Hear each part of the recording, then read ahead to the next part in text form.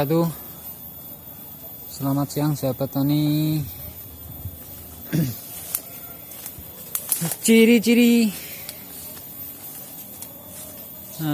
porang kekurangan pupuk, fosfat dan kalium di fase generatif. Jadi kataknya tidak bisa maksimal, jadi seperti ini. Ini kalau dilihat dari daunnya memang subur karena hanya menggunakan pupuk nitrogen, atau kemarin katanya menggunakan ZA. Ini lahan teman saya, tapi di fase generatifnya tidak disusul dengan pupuk kalium dan fosfat. Jadi dengan besar batang yang seperti ini tidak seimbang atau tidak cocok dengan katak yang dihasilkan. Jadi ini kataknya kecil sekali dan hanya mencapai di persimpangan terakhir. Jadi di sini tidak ada tumbuh katak lagi. Ini biasanya kalau di fase generatif disusul dengan pupuk fosfat dan kalium, ini bisa menumbuhkan katak di setiap persimpangan daun. Di rata-rata hanya sampai di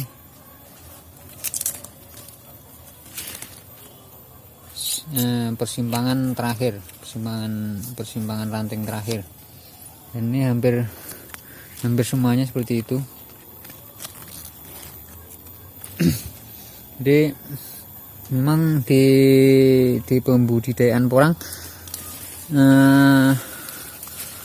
pemupukan di fase vegetatif itu dianjurkan memakai pupuk nitrogen dan fosfat untuk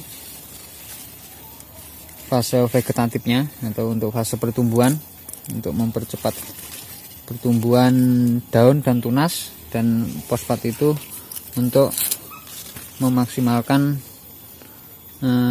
perakaran. Dan kemudian di fase generatifnya setelah mekar daun dan mulai ada bintil katak, calon-calon katak, itu disusul dengan pemupukan fosfat dan kalium. Jadi ketika porang itu dibudidayakan memang perlu diperhatikan akan hasil produksinya, tidak hanya di umbi tapi juga di kataknya. Dan ini juga pasti akan berpengaruh pada umbinya nanti. Kemungkinan ini umbinya tidak akan seimbang dengan besarnya batang. Ini kalau di tempat saya atau di kebun saya dengan besar batang seperti ini katak sudah lebih atau 2 kali lipat dari yang di sini. Ini kecil-kecil, bisa dijadikan indikasi bahwa porang kekurangan pupuk fosfat dan kalium. Jadi ini kataknya kecil, dan ini rapat sekali tanamannya. Jadi harusnya ini pemupukan harus full. Bisa dilihat ini nanti umbinya juga akan tidak maksimal. Ini harusnya ini sudah terlihat tekstur tanahnya sudah mulai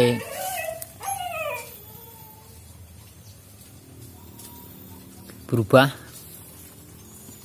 tapi ini belum terlihat ada perubahan tekstur tanah. Kemungkinan umbinya juga tidak maksimal.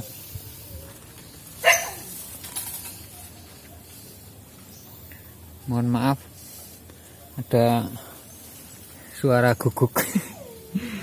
Suara guguk penunggu kebun porangnya Kang Jarwo. Nah, sebenarnya tanaman-tanaman seperti ini juga sangat mengganggu. Tapi ini memang sedikit tidak terawat. Tapi ya alhamdulillah ini tumbuhnya sudah lumayan bagus. Nah, dan penyakit-penyakit seperti ini yang di tahun ini banyak terjadi di berbagai daerah. Bercak daun ini sangat mengganggu.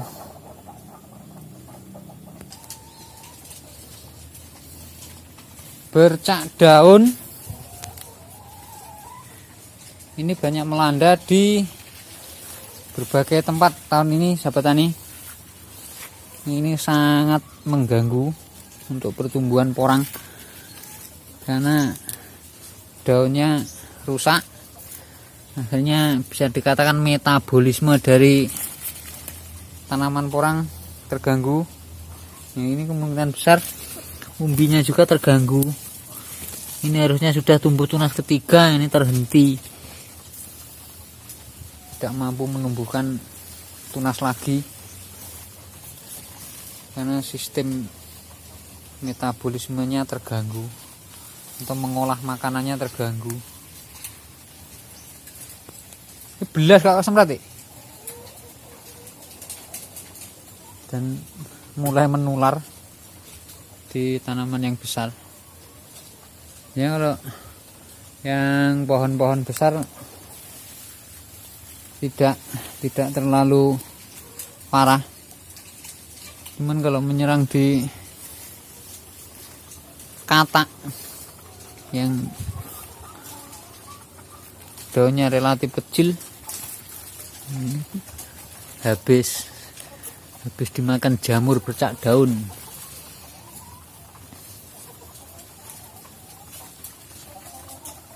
Ini disemprot baktosin atau fungisida. Kalau saya memakai baktosin yang lumayan ampuh, ini semprot 2 kali udah selesai. Biasanya kalau nggak disemprot ini yang kering-kering nih, kena air hujan kemudian merembet lagi. Kalau tidak ada hujan ini kemudian mengering. Tapi kalau kena hujan ya seperti ini. Ini tumbuh lagi, merembet lagi.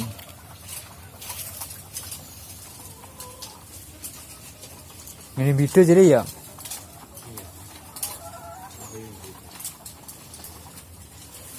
Mungkin intensitas hujan yang tinggi ini di Pulau Jawa, khususnya di bulan Februari puncaknya musim penghujan, sahabat tani. Tapi untuk daerah lain seperti Sumatera, Binjai, Batubara, ini porang sudah mulai ripah. Tapi kalau untuk tempat kami ini masih segar bugar.